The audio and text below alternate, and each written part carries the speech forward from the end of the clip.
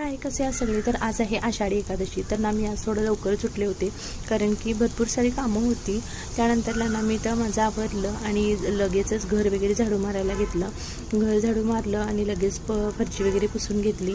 आज नाश्त्यामध्ये जास्त काही नाही तर साबुदाण्याची खिचडीच बनवायची होती कारण की दोघांचा सुद्धा उपवास होता आणि मुलांचं काही थोडं थोडं मला बनवायचं होतं. मग मी इकडं मिरची परत कोथिंबीर वगैरे मिक्सरला लावली. थोडे शेंगदाणेसुद्धा मिक्सरला फिरवले आणि इथं छान अशी सुटसुटीत खिचडीसुद्धा बनवून घेतली.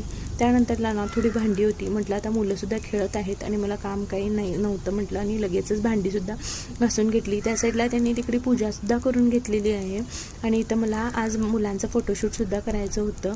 मग आंघोळ वगैरे मुलांना घातली आणि छान असं मेकअप करायला घेतला मुलांचा. छान असं दोघांनासुद्धा मी विठ्ठल बनवलं होतं आणि दोघांनी शांत बसून कसं मेकअप करून घेत आहेत बघू शकता तुम्ही. आणि छान असं फोटोशूट केला आम्ही त्यांचा आणि दोघांचे भरपूर छान छान असे मी फोटो वगैरे काढले. आणि त्यानंतरला ना ह्यांनी म्हणायला लागले की मंदिरला जाऊया. तर ह्या वर्षीच आम्ही इथं बेंगळूरमधल्या विठ्ठल रुक्माई मंदिरला जायचं ठरवलं. याआधी आम्हाला माहिती पण नव्हतं, पण इतकं सुंदर आहे मंदिर हे ह्या वर्षीच बघितलं मी. जर कोणी बेंगळूरमध्ये राहत असेल आणि तुम्हाला माहिती नसेल तर मला कमेंट करून सांगा, मी तुम्हाला ॲड्रेस नक्की पाठवून देईन.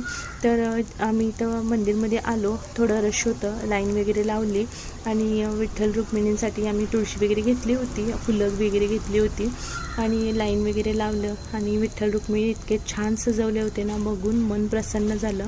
दोघांचंही दर्शन घेतलं. त्यानंतरला घरी वगैरे आलो आम्ही.